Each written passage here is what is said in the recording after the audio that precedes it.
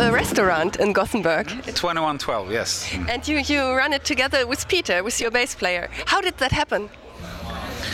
We've been talking about this for a couple of years, actually. There's no like cool, relaxed bar for metalheads that are 30 plus. You know, okay. It's all way too loud. It's all pissy. You know, everything is shit around it because it's supposed to be. And we wanted somewhere we can hang out after a show, or you know, somewhere we can get a good bite to eat and a great selection of beer and having some nice Van Halen or Deep Purple in the background and just relax, you know, and have a nice atmosphere. And there was nothing like that in Gothenburg at the time.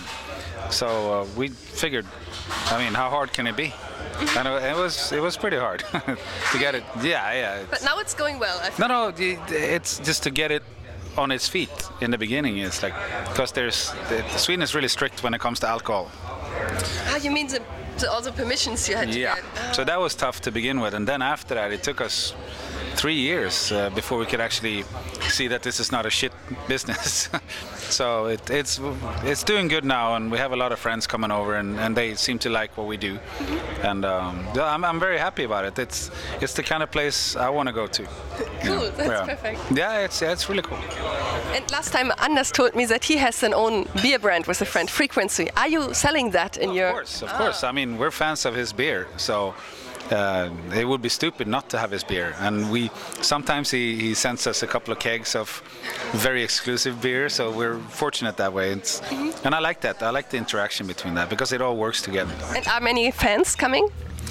Some, yeah. Some people travel really far from the US, from Japan, from Italy, Spain, Germany. We have a lot of Germans coming over. But you'd be surprised. In the beginning, I thought we were only going to have, you know, metalheads, but it's really not. It's a really cool mix, and I like it because the mood is really soft and everything. So I like it. When I'm the next time in Gothenburg, I will come. Oh, you need to, yes.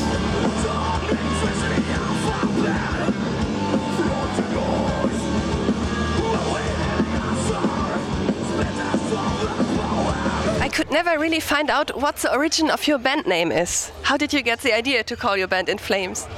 To be honest, I really don't know. Okay. Well, the thing is, I think Glenn, the first guitar player alongside Jesper, I think he's the one that came up with the idea. And also, I think he might be part of the first original logo as well. And I think it's brilliant. Thinking back now, it's like, wow, it's really cool because it's not gore and blood and, you know, stuff like that. It's very epic in a way, the band name, and the way it, you know, turned out now. It's I don't know. I like it. I liked it from the beginning. It's a cool band name.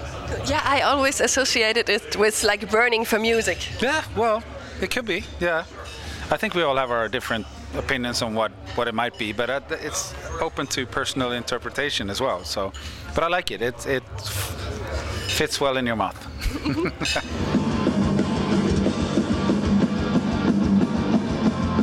Do you have a favorite song from Siren Charms to play live? That's really depending on the day.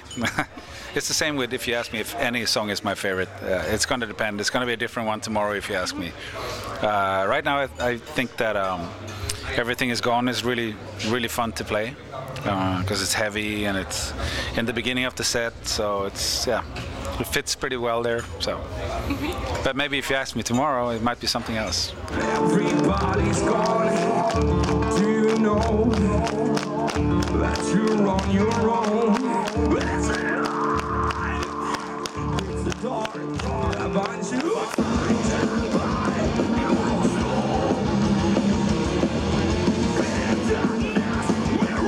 Daniel and Anders couldn't really give me an answer to that question, but what is the craziest thing that you have ever done on tour with this band? Is there something you can tell? No. You had to be there to understand it, you know? Okay. Yeah, it's crazy tour memories. No. I mean, everything being on tour is fantastic, and we enjoy every moment of it most of the time. And really fun thing happens. I mean, we get to hang out with some really cool people, and we get to play the same shows as some of our absolute favorite bands. And sometimes really crazy stuff happens, but it's not for this interview. Okay.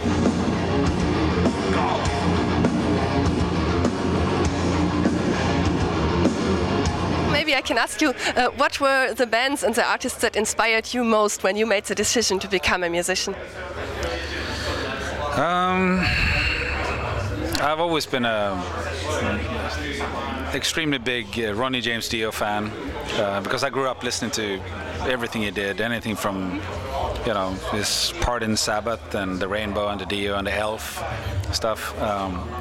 So that was very important. I remember me and my brother sitting there, didn't even know English, but we still wrote down the lyrics because he never had his lyrics on there, and it looked like shit. I haven't found those papers yet, but that would be fun to see today. Yeah. But yeah, it's just listening to it, and you know, the feeling of how magic it is to listen to an album and not knowing how it's created, how it's done. And I got utterly crushed the first time we recorded, because then I understood it's hard work. It's not just happening. It's, you know, it's people are working hard to make an album, and then listening to the first record we did, I got the magic back in a way, because then I saw the connection between, you know, loving the music, kind of understanding the music, and creating the music, and then listening to it again. It was a pretty cool experience, actually. Yeah, I just got the sign that we have to stop, but thank you so much, Yeah, Björn. no worries. Yeah, no worries. Maybe you can run to get Amorphous still. Hopefully I'll get to see them more this summer. Thank you so much and all the best. Thank you very much. And goodbye from the Music Interview Corner. Everybody's calling. Do you know